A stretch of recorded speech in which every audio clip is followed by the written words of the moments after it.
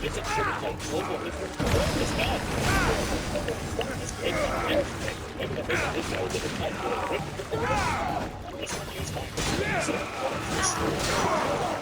with or without anesthesia. Treatment suggested using electroconvulsive therapy to render the patient unconscious before doing it. Stopping the patient.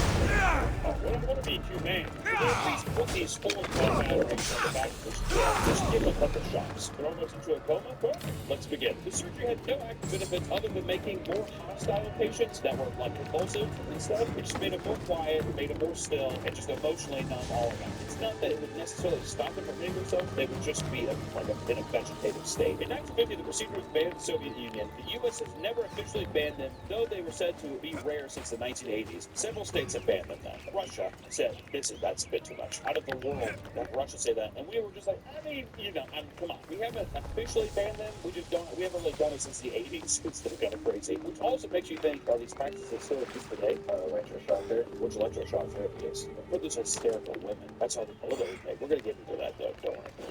Many female patients were abused in that facility by care persons, employees, or other patients. Many children were born and quietly adopted out. How nice is that? You have a patient who's pregnant, and all of a sudden they're just like, you think that the doctors were pocketing some of that money? There's no way it was official. They're just like, well, we got a fresh batch of babies up here. That's gonna make $30. Some of these photos are fucking crazy. What's crazy too is a lot of these asylums, like some of the pictures we're looking at here, they're just still standing today. They're just kind of boarded up, whatever. But you could go inside, and there's still just a bunch of shit that's left over. It's pretty crazy. But that was Letchworth. On to the next happy place. The name of the hospital is Several's Hospital. There's not several hospitals. Kind of confusing, but that's just the way it is. Show a picture here. Look at that. I'd love to be insane here. Right? It was opened in 1910 in Essex, England. The 300-acre site was the second asylum to be established in Essex. You have your hiccups the first time around, second time you do it right. In the 1950s, patients were used in psychiatric experiments with the common theme of the lobotomy. Classic. The definition of psychiatric conditions at the time permitted pregnant women to be classified as unable to perform daily tasks. So having a child outside of wedlock was a suitable reason to be admitted as insane. Think about that. I would say the majority of pregnancies I ever hear about are accidents, right? Just trying to have a good time. All of a sudden you have a baby. Now you're insane. Which, to me, this translates to a bunch of rich people fucking around on the side with their mistresses, whatever. They get pregnant. Then they're like, your kid's here. They're just like, you're crazy. So you're upset a little bit. And they give them like 15 quid. They give him 15 pounds and send him fuck to the Essex guy, eh? I put some goofies in him, Minge. Sit up the scoundrels, would you? And hey, here's an ice pick along the way. I feel like that's actually a much darker time, but I do feel like that unironically happened probably a lot. They were noted to have been subjected to electroconvulsive therapy and lobotomy just because they had a pregnancy out of wedlock. That's a bit harsh to me. We don't see that in Planned Parenthood now. I feel like we've outgrown that, thankfully. As with most facilities of this nature, it suffered from being chronically understaffed. Severals, however, dealt with this by sedating patients with formaldehyde in order to keep them under control. Much like mothers in the 80s and 90s used NyQuil to get little me time. Remember that when you were younger and you're just like, God, trust me, I think you have a fever. Here, take this NyQuil. And all of a sudden you're sedated for 2 days and mom gets to drink her red wine and watch Sex in the City. I'm more of a Carrie. No, I'm more of a Miranda. Said no fucking person ever. No one ever wants to be Miranda from that show. You ever watch Sex and the City? Good show. Formaldehyde is used to treat certain convulsive disorders. It also has been used in treatments of alcoholism, the treatment of nervous and mental conditions to calm and relax people. So basically, it's another thing that just like subdues people. A patient with what was believed to be Tourette's, who made clicking noises with her tongue, was encouraged to have her tongue removed to discourage the behavior. Once again, I like to think that all these doctors always look at the clipboards and they're just like, okay, well, Rebecca keeps clicking. Go to my office and grab an old pair of scissors. I think we're going to have to remove her tongue. We're going to put her in the nincompoop section next to the Neanderthals. Rebecca, are you having a good day? She's like, enjoy your snack pack. Cut that bitch's tongue out of me. Due to lack of staff, patients were said to be lined up against the walls and hosed in lieu of proper bathing. No more shower time. Literal just hosing. All right, they're clean. I'm pretty sure they're clean. It's all right. Depends on the hose, too. If it's like a fire hose, that shit could, like, peel your skin. Good God. During World War I, it was used to house soldiers who experienced shell shock. Though we now know this as PTSD, it was considered a medical condition you could be given electroshock therapy and lobotomization for. You watch your friend die in war? See somebody get cut in half? See somebody get disemboweled? Maybe an ice pick up your nose? Maybe a couple of bolts of lightning through your head. Feel better now? Now they're just subdued. They can't express themselves, but it's just nightmares in their head. The doctor's just like, look how much calmer he is. And you're just like, The culture inside of Severals, from the medical superintendent Russell Barton himself, was said that every patient suffered two conditions: their original condition and something we define institutional neurosis. Big words. He described the environment itself as dangerous. So even the medical superintendent himself said this is a dangerous place to be. You're going to come in with something, and you're going to also pick up something else because this place is so haunting. Severals kept one locked ward for women who were promiscuous by reason of mental illness alone. They like to have dirty sex because they were troubled beings to begin with, is what they're saying. They got dirty horses and they have dirty brains. That's what they have written on the wall. That was like a sign. They'll take your shoes off. These women have dirty horses, therefore dirty minds. The doctor's just like, perfect. Can we get more light on that? Won't be able to read that down the hallway. Despite the intention for this to keep promiscuous women from having sex, it did not stop the activity. It was known activity for male employees to obtain female patients after they were given electroconvulsive therapy. When they were of diminished capacity, a social worker at the time defined the occurrence as a bit dirty. That's disgusting, Nick. Do we put this in the video? That it happened. I mean, it did happen. They would say, oh, these women who like to have sex, we're going to give them electroshock therapy, and then the staff would take advantage of those people. And then social workers would come, and in a report just said, it's a bit dirty. You kind of hope there would be a bit more. It's not even like a thing where they're just like, I don't agree with this at Severals. Instead, it's just like, it's a bit, come on, guys. The common theme among these institutions seems to be lobotomies, the use of electroconvulsive therapy, and rampant overcrowding and understaffing. This actually looks haunting. Severals Hospital looks like a fucking maze. It's like a giant castle. It's like a labyrinth. I can't even imagine some of the, there's that great scene at the end of Amadeus. So the guy tries unaliving himself in the movie. At the end, they take him to a hospital, but they also take him to an asylum because they think he's gone mad. So as he's going around, it's just like severely overcrowded. The sounds and like the chaos. I always wondered how true that is. Because in some movies, you kind of get it both ways. You have the Amadeus thing where it's like absolute chaos, and there's other movies where it's like hauntingly quiet. It's like a weird juxtaposition. If it's earlier in time, it's more chaotic because they didn't know how to lobotomize or, basically just like shock people into being an agitated state, and then if it's newer, leave it to a blind man to see what's right in front of him. Of course, I haven't seen it. Which leads us into our third stop, the New Jersey State Lunatic Asylum. What a name, dude. No, I'm afraid I won't make them an easy. Drop your fucking wackos take off that here. horse. Thanks. You can. First Persephone takes my sight, and then you take Orphe. Our friendship was instant. I heard the neigh of a fierce horse. I approached him, unafraid, and he licked my palm.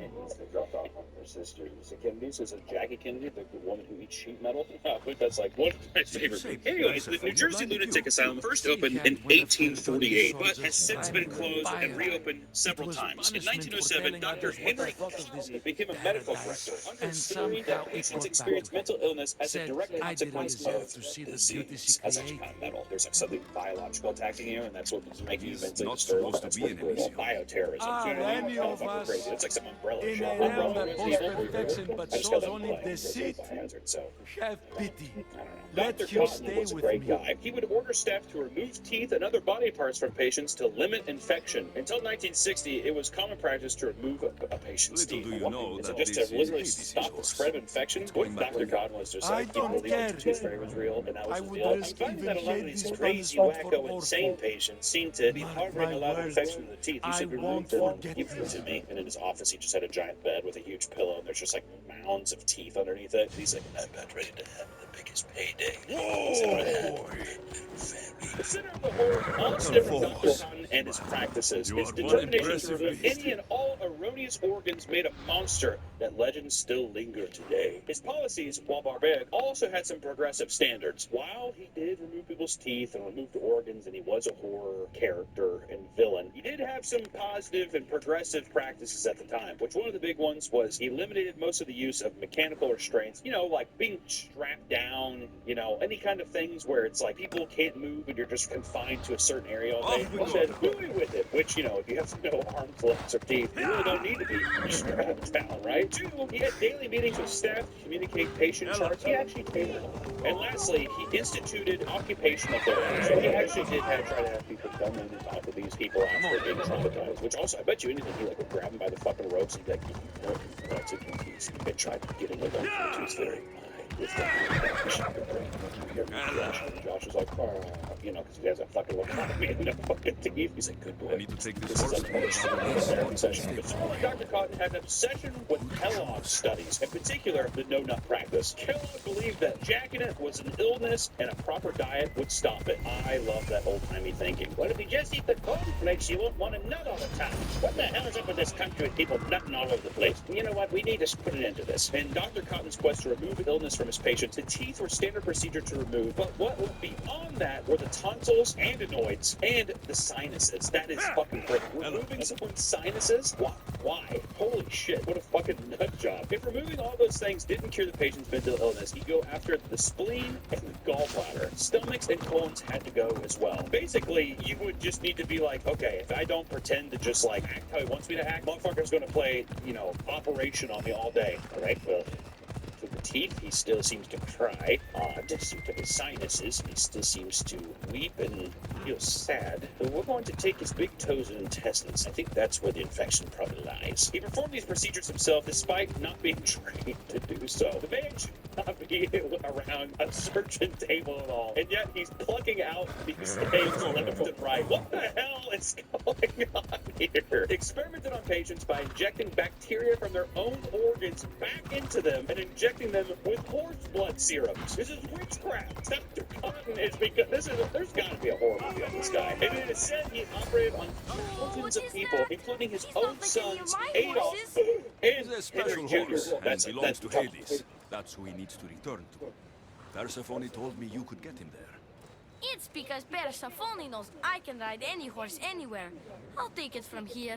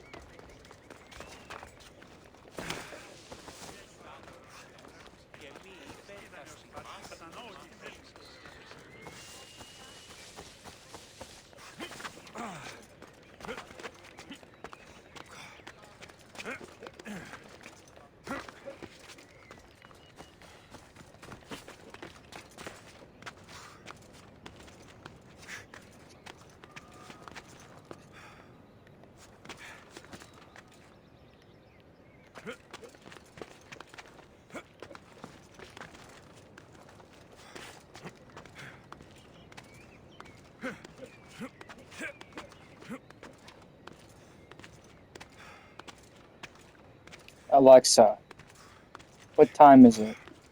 The time is 8:13 p.m. Alexa, what is the weather forecast for tomorrow? Here's the forecast for tomorrow. Look for thunderstorms, with a high of 80 degrees Fahrenheit and a low of 59 degrees.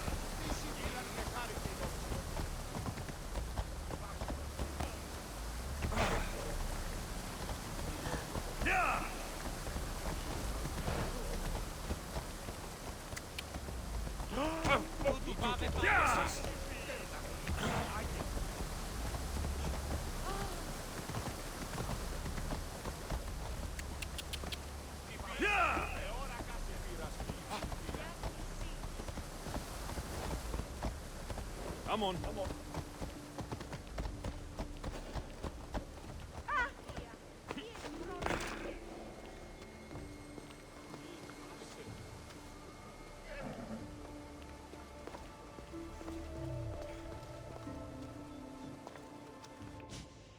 Good news, I take it. I know Hades will be missing his beast. I found him, and took him to your stable boy like you asked.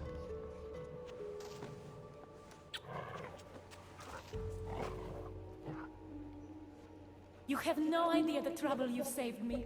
You've earned my favor.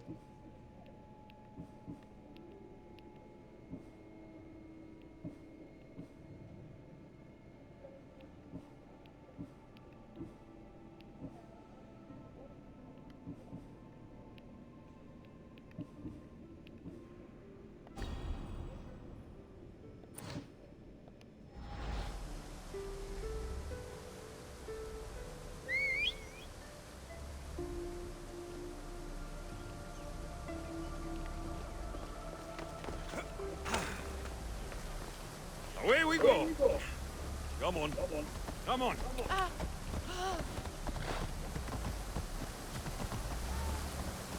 Yeah!